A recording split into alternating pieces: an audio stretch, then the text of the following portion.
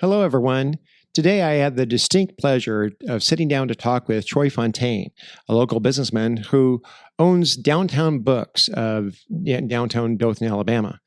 Anyway, the reason why we talked is because I had been to that bookstore many times, really enjoyed it, and got it in my head that I'd like to talk with the owner about the industry, the bookstore, local business. And so, I was able to contact him when he came in to sit down and chat. In the process, we discovered we had a lot more in common than either one of us were prepared for.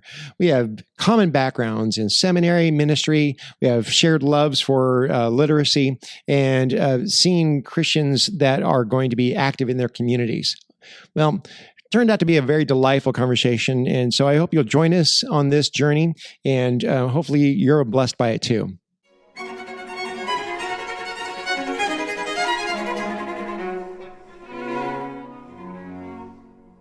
We can begin. That sounds good. We can do all the things. Thank you for coming and talking to me. I mean, well, Yeah. This started because I went to Downtown Bookstore, and I just love it. I mean, it's really a comfy place, and you've created with the decor and the selections and all that. Even kind of the man cave section you have out in the back. It's a cool spot, and it's part of this kind of what I'd heard about revitalization of the downtown area, and along with the coffee shop there and other restaurants, cool place to hang out.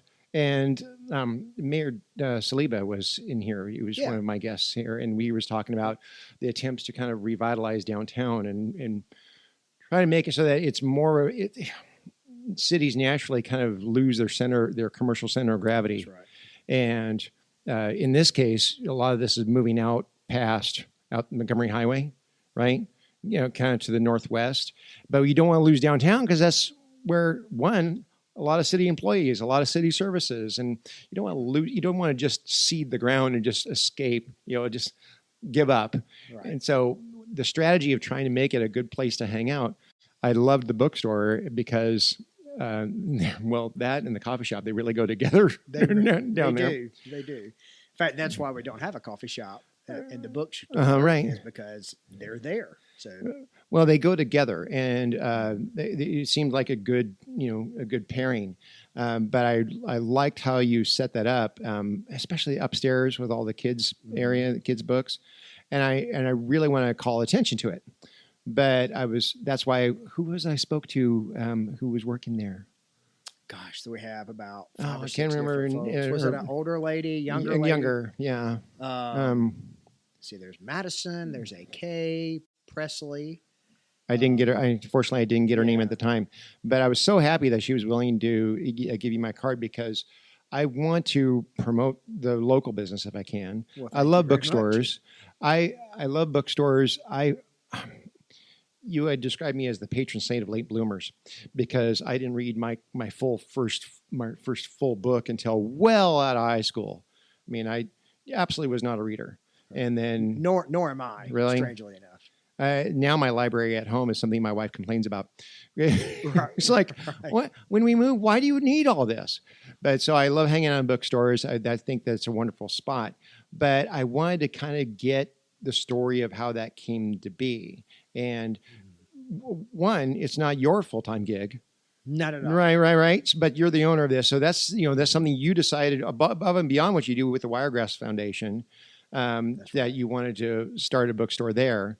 And then how that came to be. And so I'd like to be able to hear some of that story. So part of it came about, my wife and I are in the process of becoming empty nesters. Okay. At the time, this was back in 2021. Okay. My son still had another year left, and she came to me and said, I think I'm thinking about an empty nest project. She goes, I've always wanted to do a bookshop. And there was a part of me was like, I think I had heard her mention that before, but I'm a husband, so I don't remember everything, right? Right. And I was like, cool, but that sounds great. And my wiring is definitely more entrepreneurial than my wife's. So I'm like, anything new, change, I'm like, let's do it. A higher risk tolerance of the two. A much higher risk tolerance. And then I don't know if you're aware, but I was a pastor for 20 years, and Yep. So Wiregrass Church, which is downtown, Uh-huh. wonderful church in the old Porter Square Mall, Uh-huh. big building. So we moved from Atlanta, my wife and I did, to plant that church here in 2004. Okay. And so that's entrepreneurial in and of itself, Right. as you well know, being in the church business. And so anyway, retired from that in 2018 Uh-huh. and was doing consulting, church consulting primarily, but a little bit of business. And I do public speaking Right. for different organizations and things like that. Mostly out of town. No one in Dothan knows I really do it, and that's kind of nice. You know? Well, sorry about that. They do now. Yeah, they do now. Exactly. But so I was doing that in 18 and 19, and the opportunity at the foundation came along, and it was just a perfect fit, a great way to be involved in the community because I missed that. Okay. And this is all going somewhere. So from being connected with the community as a pastor, now doing consulting and speaking out of town, Okay. I was never where my feet were. Okay. And I missed that more than I Right. realized.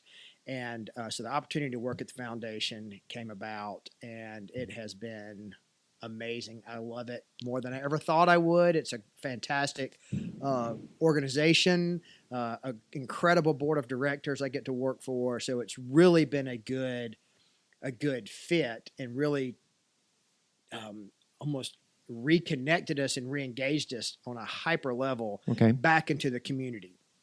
And my wife and I are both big advocates of community, a sense of place. Love Wendell Berry. Are you familiar with Andrew Peterson? Andrew Peterson? Andrew Peterson is a No. Christian artist, probably, I think, the most talented Christian artist out there. He's the James Taylor of Christian music. Really? Got a chill vibe. You would love him. He's a good Anglican, Okay. and he's fantastic, but he's also an author, and man, he's just so great. And he wrote a book about the creative process. The name's escaping me. And then he had a chapter in there about a sense of place and gardens and trees. Right. That was one of the chapters. Mm-hmm. And it was so popular, he wrote another book called God of the Gardens. And Okay. in that, Right. he was talking about communities and how every community should have a coffee shop and a bookshop. Right. And that just kind of resonated with my wife and I. And looking, excuse me, looking for her a ministry opportunity, because I Okay. kind of have that at the foundation. Right, We right. get to do a lot of good work. The bookstore idea just evolved, and it's as much a ministry for our community. Right.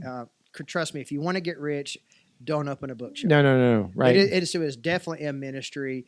Our tagline, eternity, a part of our mission for doing is providing a place of community and connection, Right. and helping people find their story, not the literal book Right, story, right. but their own life story. Of course. And the power of story that ties in well with books. And so we have no idea what we're doing to this day. It's been open 4 years now. We have never done retail, never opened a business. Church is a lot like a business, but there's still a lot of differences. Right. And so we have been figuring it out as we go. And everybody told us it would take about 5 years before we got our legs. Right. Well, that's that adventure tolerance that goes into the entrepreneurial spirit. Yes, I'm dragging her along Right. with some of that. Right. Or what we sometimes call the kite and string effect in marriage, because I mean, we could obviously be floating around on the wind going, this is cool view. And then our wives keep us tethered to the ground. And like, Well, yes. right. And it's been a great partnership. My wiring is more, let's go, let's get it done. You know, I'm a Enneagram 8, if you know the Enneagram personality profile, but a driver and all that. And Right. she is much more relational. She truly makes our house a home, and you can really sense and feel that Yeah. in the bookshop, where, you know, I pay the bills, take out the trash, make sure the taxes are paid, do all the Right. go things. But you walk in there and you get a sense of peace. Mhm. That's all her. Now, except for the man cave. Right. That's this guy. That was necessary. You got to balance those things out. You got to balance those things out. That's Right. exactly right. There is one more quick story. There's a little outdoor store in Clayton, Georgia, Okay. called Wander, W-A-N-D-E-R. Wander. Okay. All right. Wander, North Georgia. And it's a friend of mine who owns that business, and we would go visit him in his shop in the mountains. And we were in his shop one day, and he had some books, couple of bookshelves. And through that conversation with him and his passion for providing that third space, Right. in Clayton was the final inspiration that we came back. And so we were going to wait till the summer of 22 when my son went off to college. But that summer, the building where we're in now came open for rent right across from KBC. Okay. So that was a no-brainer. So we did it a year before we really wanted to. But that location and being on that street was too good to pass up. No, it's fantastic. And you know, as I'm getting to know the city, I've been here, moved here in January. And so okay. Well, welcome to Dothan. Thank you very much. Yeah. Up here from Central Florida, from Orlando. And when people say, well, it's hot and humid today, I'm like, okay, not so much. Right. But nevertheless, coming here, I'm still I'm learning the town, people knowing where things are, and people would tell me, okay, well, this is where most of the shops are. This is where the commercial center is. This is where the parks are, and so forth. And I'm discovering downtown and finding out where those hangout places are. And we talked a little bit about those good hangout places. Carrie Farrell and I had one of these conversations. I did my homework. Okay. And I saw you're talking about the Thirsty Pig. I love the Thirsty Pig. Carrie's amazing. And to hear her story about how pubs operate in the Midwest, right, and bringing that here is brilliant. Well, for me, I lamented, and I was sharing with her a little bit about, when going through seminary. I went through Dallas Theological Seminary. Which is where I went. Really? Yeah. And how long ago? I graduated in 2008.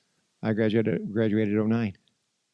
Yeah, crazy. We were there at the same time. Well, how is that a thing? I did it mostly remote. Oh, okay. I would go out there for a week or two at a time, okay, and then take online classes because I was pastoring. That's true. Okay, working here. Yeah. Right. Were you working on DMIN at the time or THM? No, I did a MABS. Okay.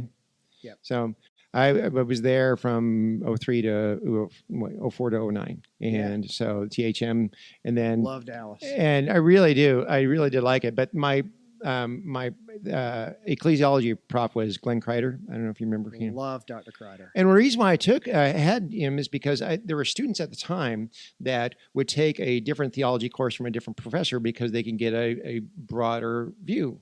And I understand that. I get it. But for me, when I did that, there was never an opportunity to really sit at the feet of Gamaliel, to be someone's apprentice, right?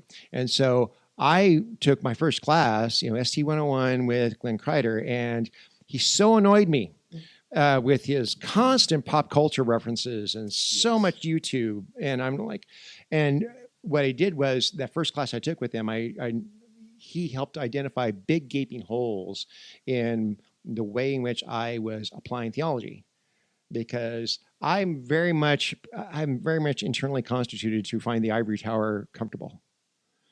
And he was, his teaching style, his way of looking at the world, and was this constant kicking you out of the ivory tower to go be in the real world. And so in his ecclesiology classes, when he had all these various different books you could choose from, and one of them was the biography of Starbucks. And I'm like, why are you using this as an ecclesiology book? It's on the shelf. You're welcome to use it. And that's when I found out about this idea of the third place. Yep. And that just changed my thinking entirely in terms of, wow, pubs, coffee shops, pubs, beer halls, all these different things where people have a voluntary association. Boy, man, it just seems like the church is constantly trying to play catch up. It absolutely is. Are you familiar with the poet Malcolm Guite? Malcolm who? Guite is Guite. No. Absolutely. He's an Anglican priest in England. And he looks like he's straight from a Tolkien novel. Okay. Just the way he dresses, and he's got this long pipe. Right. But he wrote a great article. This was probably a month ago, and it was called Pints and Pipes. Okay. And just talking about the importance of, you need to be healthy, eat right, well, right, exercise. Right. But you also need to have a place where you can grab a pint with somebody and smoke a pipe and be in community. Right. And it would really resonate I'm going to look that up fantastic. because that's exactly what we do here. We have what we call our third service, which is we have our Sunday school hour, our mass on Sunday morning, and then instantly people are right after that is we just naturally head to the porch. Yep. We've got the Holy Ashtray of Antioch, and just sit down. We have a cigar, whatever. We were going to hang out. We have no place to go in a hurry. Specifically, the last Friday of every month, we have our men's night here, in which we the porch is dedicated to just an unprogrammatized hangout time. You would love that article, right? And that's what we've been trying to achieve. We have a liturgy for the appreciation of fine tobacco for that. Well, there's back to the Andrew Peterson guy. He has one of the things he helped start was a publishing house called the Rabbit Room, and they have amazing materials around everything you're talking about. And one of the books that they published, and the guy who wrote it, his name is totally escaping me. I'll think of it in here in a minute. But it's called Every Moment Holy. And he has liturgies for everything from changing a diaper to lighting the first fire of the season to, to death and dying. There's 3 volumes of that now, but it is phenomenal, and you would love it for out here. That sounds familiar. It probably has been recommended to me in the past, and I got behind. We have them all available at Downtown Books. I believe you, and I'm going to go find it. Well, the reason why I love bookstores is because, years ago, one of the many jobs I had while I was going through seminary, and we know that for a young guy, for trying to get through that, if you're not already pastoring, it's like you have all these different jobs to put your income together like a patchwork quilt. Yes. One of which was working in the library, and both the Dallas library and eventually I became the librarian for the Houston campus for Dallas Seminary as well. And in those time, people were talking about the death of books because once the Amazon Kindle came out or Amazon tablet or everything, everybody was going to be reading on iPads all the time and books were just going to go away. And we found that those predictions of the demise of paper publishing were premature. Very much so. We found that the eyes get tired reading the screen because of the constant refreshing of the screen. And so people don't read as much. And so it doesn't just seem like the paper publishing has slowed down as much. I mean, we have seen some bookstores weren't as thriving like they did, like Borders. I don't think those exist anymore. No, but it's really interesting. Barnes & Noble has seen a renaissance. And but being plugged into the independent bookstore world, there's actually and there's growth in the local bookshop industry. And it's not just about getting the book. It's about the experience of walking in. And part of our tagline of Find Your Story, our hope is that people come in and browse and that they don't come in with already knowing what they want. That's great too, and we love that. I would rather somebody spend 45 minutes and something grab them, and because it's just going to that better connection with the book. And we do have ebook services on our website, so you can buy ebooks from supporting local bookshops rather than Amazon. But that is our lowest percentage of sales. People want that paper. They really do. To what you're talking about. There's a couple of reasons, a couple of things. I understand the importance of ebooks. I get it, people. But I lament that it's taking away the sacrality of books on a shelf, in a sense. Oh, absolutely. And also, there's another trend that I don't think is being helpful, but people are convinced that it is, and that's audiobooks. Because where in the audiobook experience is there opportunity to pause and contemplate? You literally have to press pause. Exactly right. Rather than just reflect. Right, exactly. And so, I mean, for all of us who, still using the ancient ways of the printed word, there's this idea of a bookmark that has nothing to do with your web browser. A bookmark is something you use to put in the middle of a book, set it down for a second and think, I'm going to be one, either I have to come back to the story, or two, set it down because I have to contemplate that last paragraph. And that's just experience that's really not facilitated through the audiobook, and I don't think through ebooks either. No, I agree. I have found that, I'm a fan of audio and ebooks in their right context. So by my bedside, I keep my e-reader. Because you're right. They make you tired. I rarely get past 2 or 3 pages and I'm out. but it's easier than putting the book up, turning off the light, and all that. Right. And then, but I don't read books that I'm trying to learn from. Those are typically my spy novels, the candy reads, if you will. And then audiobooks are great for road trips and things like that. You can consume. And there are certain types of books that I will consume through audio. But if it's anything that I'm wanting to engage with, reflect, if I'm reading something like by, Dallas Willard or N.T. Wright, I need to be reading the paper because I've got to read it slower and chew on it. I'll read several sentences in a row. Yes. And then, especially if the authors are good wordsmith. Yeah. So fiction, just narrative, stories. I don't on the road when I drive, I like it for that. But if it's something that I need to chew on, I'm paper all the way. So in my chair in the den are my paper books. Beside my bed is my ebook. And then I have my Libro, which is our independent bookshop audio app, the non-Amazon Audible. And so consume them through that way. Do you have go-to fiction series? Yes. Well, like I said, the spy novels, I'm kind of into that. In my 20 years of being a pastor, I feel like I read every leadership and theology book out there. And I hit a stage, and I'm still kind of in it, where... No one's read all of John Maxwell. No. John Maxwell repackages a lot. I just came home and told my wife one day, I want to read books that don't make me a better person for a while.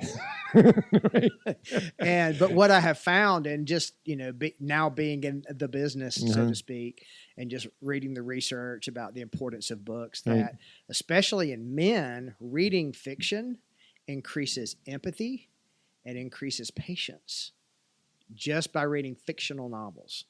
And what I have found is that I'm actually ancillary learning far more than I ever thought. I know more about Europe and how it's all connected, and the politics of Europe, and the how the cities function, just by reading spy novels that take place in Europe. Okay. So you're really learning more than you realize, right? Even reading fiction. Well, so I have a couple of canons at home because the librarian in me had to collect every portion of it, even though it's going to take me a while to get through them. Yes. One is Patrick O'Brien, the Master Commander, Far Side of the World. That's I've not read those. That's a 20-book canon that was, several plot points were compressed into a movie a couple of years ago, and so, but he writes it in the style of that time. Right. So it's not a modern telling of a 17th century or 18th century naval battle. It's writing in the style that they would have at the time, and so you're absolutely transported there by the use of language. Yes. And the other is, and I shouldn't admit this, I may have to edit it out. As an ordained Jedi with the state of Texas, I have about 145 volumes of the Star Wars novels. All pre-Disney. Yes. All pre-Disney. Yep. So I have strong opinions about what Disney did with that myth. And so I'll let you talk with my son one day. Y'all can have a good conversation about that. Right. But no, you're right. Oh, every now and then I have to set aside, because this ministry is... What happened was, for me, I finished seminary, and then actually finished seminary and then went into a career in archaeology. Okay. And so even though I had graduated seminary in 2009, I spent all that time getting a second master's at the University of Houston, going on to a career of archaeology, and then only in this year came back in full time. Okay. And so at home, my library is equal parts theology, history, and a lot of archaeology and anthropology. And so it's like all those nonfiction books where you're thinking, okay, this is really... this is helping me. This is expanding my knowledge. Oh my gosh. Every now and then you have to set that down and go back to pick up one of my Star Wars books. Absolutely. Sometimes you just need to read for the enjoyment of it. It's funny, going back to Dr. Kreider at Dallas, who I loved. I took him for every theology class that I took with Dr. Kreider. And he just was, a mentor for sure. But it really taught me how to see the meta-narrative of Scripture, the gospel narrative, and it's everywhere. Right. And it really taught me to how to kind of look for it and to see how that's written on the heart of man, Right. whether they believe in Jesus or not. It's in there, and it's really cool to see how that narrative plays out. Well, and I was an Old Testament major, and so I spent a lot of time with Gordon Johnston, and he's a mad scientist also, and basically just loved diving into Hebrew. And I always found Hebrew extremely difficult, but I love the Old Testament literature because of how it was literarily put together. And so was my love affair with Hebrew Bible, is like the artistry and the plots and the word plays and everything, the craftsmanship that went into just the telling of it, were things that gave me a better appreciation for anything else written well. Yes. So, yes, absolutely. So now, but you've started the bookstore, and that's been going for 4 years now. Correct. It's quickly becoming a fixture though, because everyone loves it. I mean, it's so hopefully it thrives. Keep supporting it. We need it. Yeah. No, and because I would like to default to supporting local business where I can. I'm sure that people have probably referenced You've Got Mail to you too many times. That was the muse originally. Really? Of the vibe of the store. Okay. There's a bookstore in London that we've never been to, but we just have seen pictures and follow, called Hatchert's. And then the little, I guess it's Shop Around the Corner. And You've Got Mail, or just that vibe, that muse. And my wife is a Kathleen Kelly, right, wholeheartedly, and so yeah, very much. But again, you that movie's a great example. You follow that movie, and the movie was what it was, with the big independent box store, and you know what, I'm a capitalist, and I don't think we should, if we can't deliver a good experience, then shop at Barnes and Noble. Right. But I think we are. And so I think that's where that movie was wrong. I don't think that would have actually happened because they were delivering a good experience. I do think people still value the human connection, and more so than ever with smartphones and especially what COVID revealed. People need people. I hate to quote the old song from the 70s. Right. It's true. No, and nowadays, the competitive edge is the thing that makes you AI proof. 100%. And so, I don't know if this will be true, but I certainly hope it is, that their shopping and commercial habits will default to the human connection for its own sake.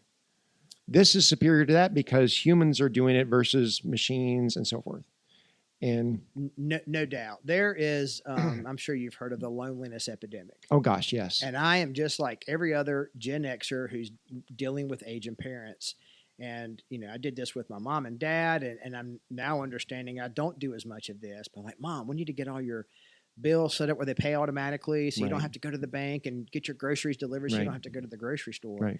When in reality, those little micro interactions have a tremendous impact on people's mental well-being and mental health. So just getting out of the house to go to the bank can seem like a burden, but for those who don't have a lot of connection, that's everything. Getting to know the bank teller, and that's what we're trying to create, because you don't need Downtown Books to get books.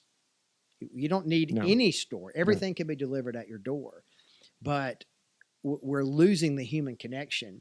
And again, COVID revealed that massively. The impact was massive when people couldn't be around other people. Well, there was a lot of silver linings to COVID, in my view. And I know what you mean when you say that. Right. There was a lot of silver linings to it in terms of, I think that I have a good friend down in Florida, the church I moved up here from, who started a Christian classical school. And they started the year of the COVID, 2020, and their student body's doubled every year since. Absolutely. And so it's like, alternative opportunities for education, my goodness, and ways in which people can go, I needed that, revealed the need in some ways. And so you're right. And we saw a lot of those deaths of despair as people just were, heavily isolated and just with no connection at all.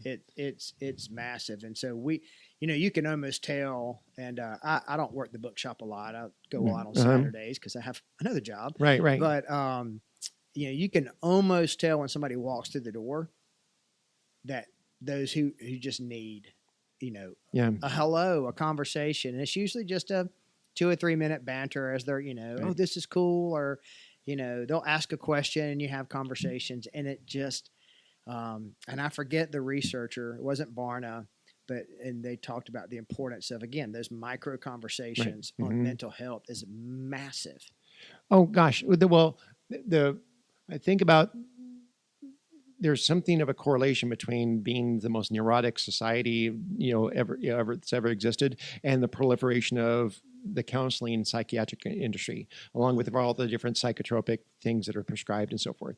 That was another silver lining to COVID, is that in like manner that the church experienced a reformation during the medieval period, when people suddenly went from, you're the sole authority of spiritual reality to me.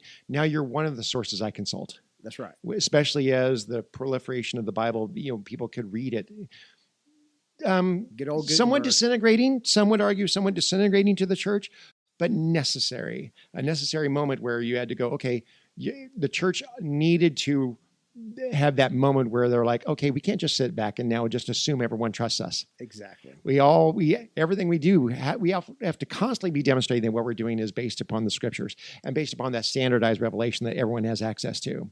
So that was actually necessary, as painful as it was. Now, COVID did what that did for the church. COVID did for medicine. Yes. Because it went from, you're the only source I go to. Now you're one of the sources I go to. Because, and I have friends in the medical industry that don't like that. I'm like, I didn't like, there are ways and things I don't like about the Reformation either, but it was necessary. Exactly. Yeah, my brother's a family physician in Florida, and it's that fine line, right, of everybody's an expert.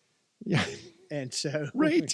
And he's like, so there are challenges to that, but I agree that it gives us some agency, right, over our health, over our knowledge, over our time in the scriptures. It reminded us that we have to take the reins of these things. That we don't. There really isn't even any institution for which we can abdicate the responsibility for self-calibration. Absolutely. Going back to Dr. Kreider again, right. You can tell he was a big impact. He always said, never trust theology done in isolation. Theology is always best done in community. Right. You've got to, the Holy Spirit is obviously the teacher, but we always need to be checking our oil, so to speak, when it comes to our declarations of theology. Dan Wallace told me, he says, the fastest way to produce a heretic is to lock a person alone in a room with the Bible. Oh, yes.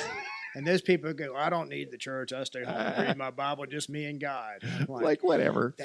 Jesus didn't do that. Exactly. So, wow, you're amazing. You're a genius. Yes. So anyway, so the bookstore is absolutely wonderful. I did not need the candle holder that I got from the man cave in back the other day when I went in there. I didn't need that. Good for but you. I just went in the bookstore because I wanted to be in there and thought, okay, I'm going to take that with me. But that's not your full-time gig. The Wiregrass Foundation is. Wiregrass Foundation. And I'd love to just take a second to hear about that. Yeah. So, in its simplest terms, the best way to say what the Wiregrass Foundation is we help our nonprofits go farther, faster. Okay. So the little consulting company that I had was actually with my business partner, a guy named Jeff Henderson. It was called the FOR Company, FOR. Because in a cynical world that's known for what it's against, you can be known for what you're for. Right. So that's the premise. So when I think about the foundation, I think about it, and being a pastor, everything's an acronym or 3 points, right? Right, of course. So it's got to be alliterated. This is 3-point acronym for the word FOR. So we do funding, which is grant making. Our local nonprofits and organizations, they have a need, they'll apply for a grant. And not everything gets funded, but, we present those to our board but we do grant making.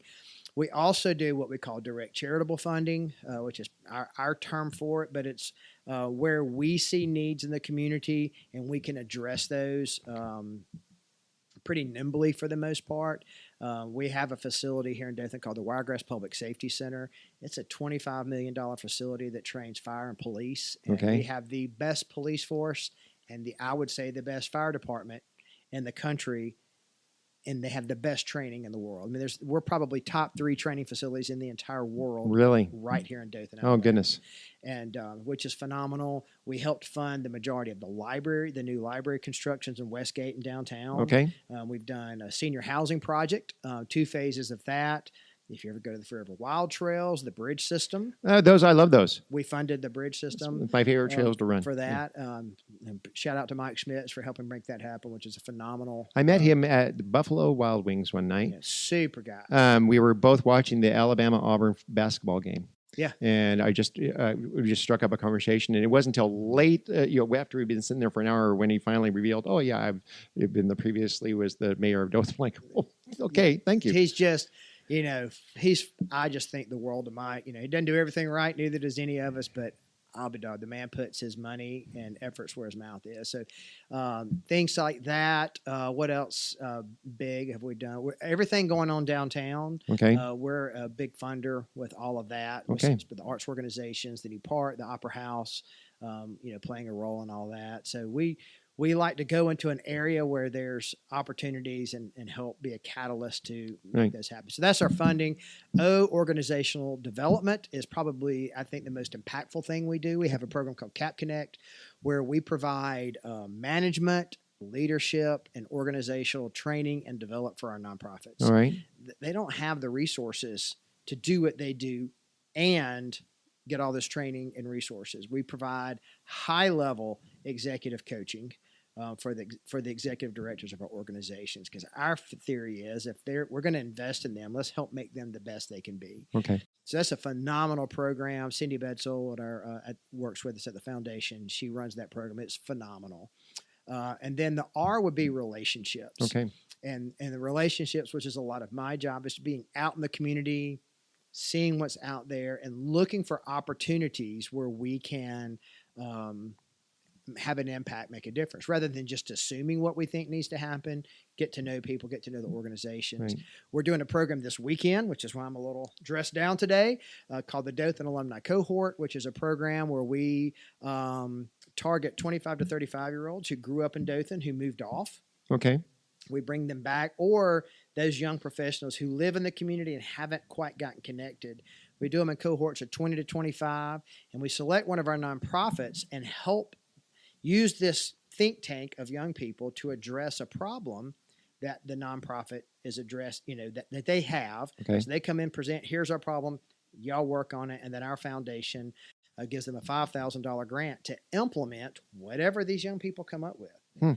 And now, while they're here, we're wining them and dining them, show them a good time, and hopefully try to get young people to come back here, because, Whitney Houston was right. I believe that children are our future. So, we need them. All of us old guys, need. So it's a great program. Tina McKay runs that program. So, but that all came about just through community relations. Matt Parker, who's our president of our chamber, does a phenomenal job getting businesses to come to our community. And he's talking about all these new jobs. Right. And I asked him one day, I was like, Matt, who's going to fill all these jobs?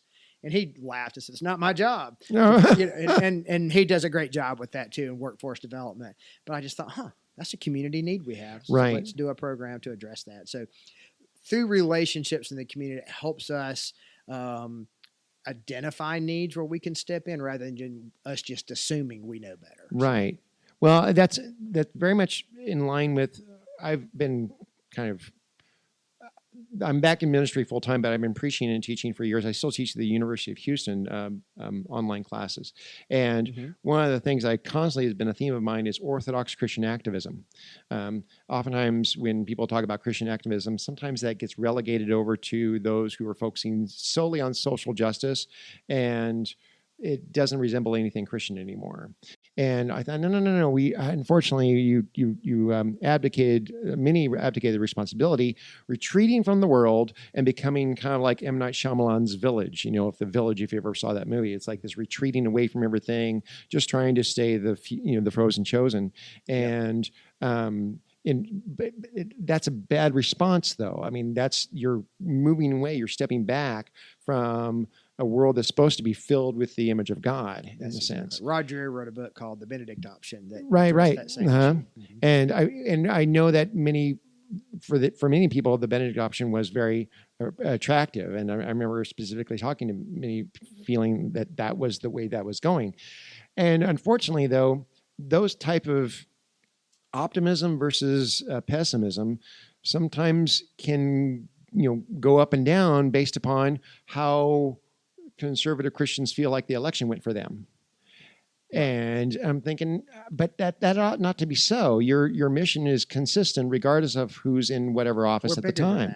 Exactly. And the church is the through thread that can outlast many different people and different whatever regime is going on at the time.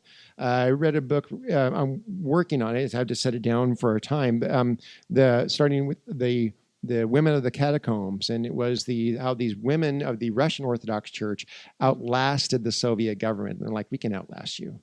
That's right. We've been Christian in Russia for 1,000 years. We can outlast you. This is just the newest thing. Well, and the For Company was that the church especially has been so defined in the past 30 years by what it's against. Yeah, right. These defining opposites that just kind of like instead of what we're for, right, and then put it in terms of back to the foundation. Mm-hmm. Instead of going to an organization and saying this is what we think you should do, right.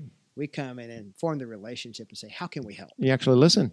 Yeah. Right. When you say, how can we help? Right. The next thing to do is listen to how you can help. Exactly. And so I'll admit, I'm not always great at that, but that's the goal. Pastors that need to work on, listening. Mm-hmm. What does that mean? People with natural speaking ability, my ears got turned off years ago. You're not wrong. Right. You're not wrong. I know. Well, people always say, well, the job interview, what are your strengths and weaknesses? Oh, public speaking is the strength. What are your weaknesses? Public speaking. And frankly, I think far too many pastors think they're better at public speaking than they actually are. But that's a whole other ball of wax. Well, that was one of my biggest transitions going from, because I was in a Baptist tradition and then coming to an Anglican tradition, is that now the what I call the apex rite is not the sermon, it's the communion, right? Correct. And so now your sermon goes from 35 to 40 minutes, gesticulating wildly and having the entire stage as your playground, to staying behind the pulpit, sticking with what you're doing, because you've got about 12 to 15 minutes because you're not the main thing.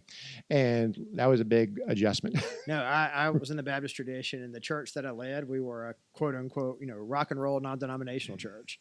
And now we go to the Episcopal Church. Could you be more polar opposite? Right. But as I listen to the mission and vision of both, they're the same, very different approaches. Uh-huh. I'm a big proponent that I think that the different iterations of a church and a community are necessary because the community is diverse, right, and is going to be attraction to different things. So the different types of churches, I think is a great thing.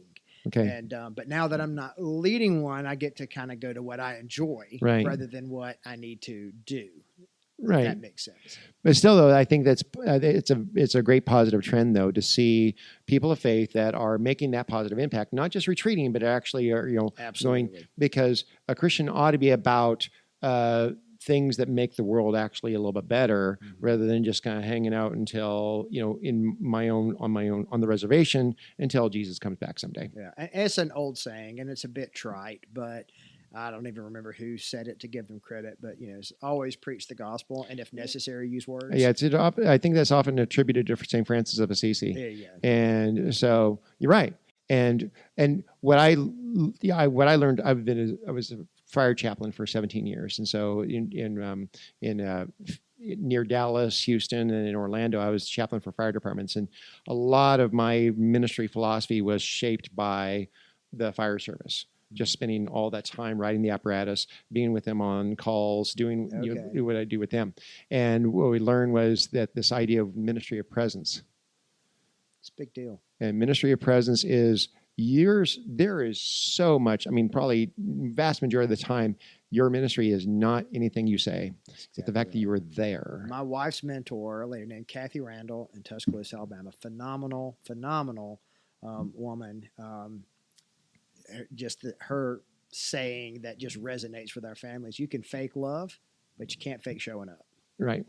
And it's just about that ministry of presence. Exactly. So that one phrase has taken us to more weddings and funerals that we had no desire to go to, but it means something to the people there. And so you can fake love all day long, but you can't fake showing up. That first, I got taught that. I think that because east of Dallas, if you go out I-35, there's Rockwall, and then next town after that is a small town called Fate. And at the time, it was a thriving metropolis of 5,000 people, and it had just recently gone from 500 to 5,000 because of a new subdivision that had gone in. But they were very proud of their fire department, and I was a pastor. I was pastoring a church just as I was finishing up seminary there, and became the chaplain for that. That was my first department. And I remember I was with them on a house that was fully involved.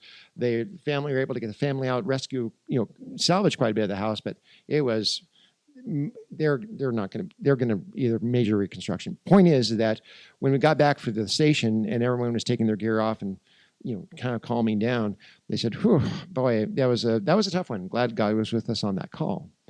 And I just was very curious, like, what an interesting thing for you to say. And I asked one of the firefighters, "Why do you say that?" And he said, "Well, there you were walking around, pulling hose, giving, changing air packs, giving us water."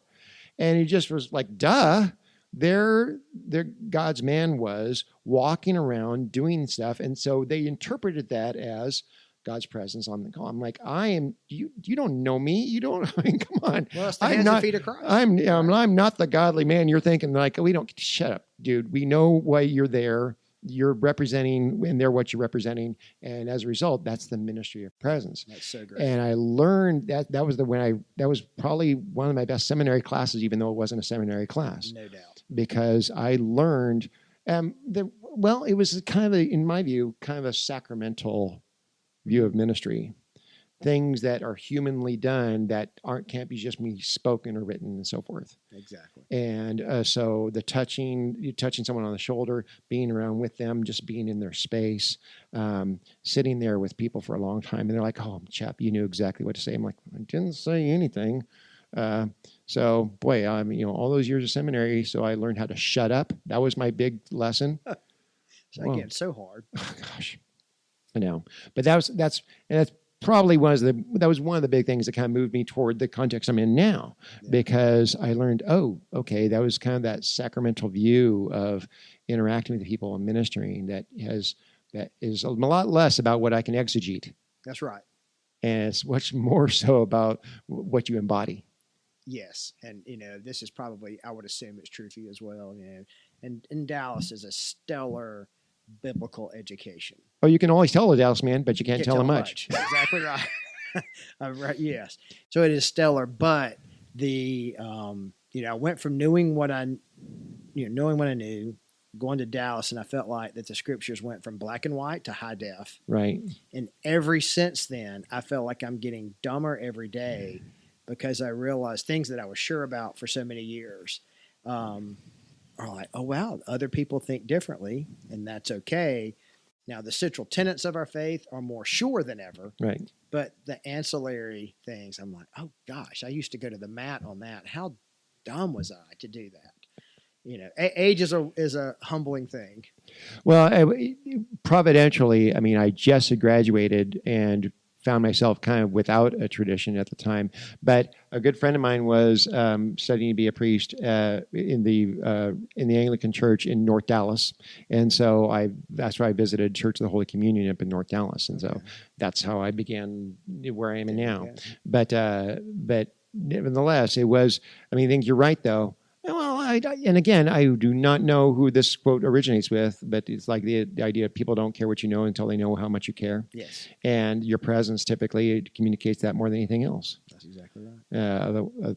So those trite sayings are true. Exactly right. They have staying power for a reason. Yep. So absolutely. Well, thank you very much for coming and talking to me, sir. Yeah, this was enjoyable. This a lot. Pleasure to get to know you and your heart for the community. Thanks for what you're doing and for highlighting local businesses. I'll close with this, if you'll allow me. Wendell Berry, are you familiar with him? Not. He is an incredible author. He is out of Kentucky, and he his general theme, he's an essayist and a poet as Okay. well, but his overarching theme is community and a sense of place. Right. Right. And he writes these fictional stories about this little town, Port William, Kentucky, and they're phenomenal. Okay. Jabber Crow, Hannah Coulter are some of his more famous works. Highly recommend them. Okay. And they do well for audiobooks. Oh, really? Okay. Just for the record. Or reading them. Either way is fine. Right. But whether you're talking about churches, economic development, and businesses, he coined the phrase, it all turns on affection. And people who have affection for the community are the ones who are going to have the biggest impact on the community. And so some national chains do a decent job of funding some things or giving lip service, but it's our small businesses and Right. it is our churches Right. and it is our local nonprofits who make this community work, Right. who support it financially, who provide the space. Because I know that if I, just slough someone off at the bookshop and are mean to them, I'm probably going to see them at a ribbon cutting or at the grocery Right. store. Oh, gosh. And yeah, all those things. So it's that integration. And so you have affection for people, not just as a customer, but as somebody you're going to see at the grocery store. Your kids are going to play ball together or go to school together. And so that's just a powerful phrase. I think I wish more churches embraced, is that it all turns on affection for the place that we are. Yeah, I agree. And well, I mean, we use so many familial terms in, say, church and even sometimes in business, and it just really feels empty. Someone, I'll start working at a company and they'll say, "Well, we're a family here." I'm like, "Well, how many family members have you fired?" So I'd rather you didn't use that familial language since this is a business and we all understand what the relationship is. However, if it's a small enough business, it is winds up being more familial in nature. Absolutely. I'm very much an advocate for what I call maximum church size, because I do think I know I buck the trend, and much of American Christianity is itself entrepreneurial, and so no one would imagine something could actually be a maximum size. But I do advocate for churches that cap yourself at how many names your pastor can remember. And Dr. Kreider had a theory on that. What's that? 200.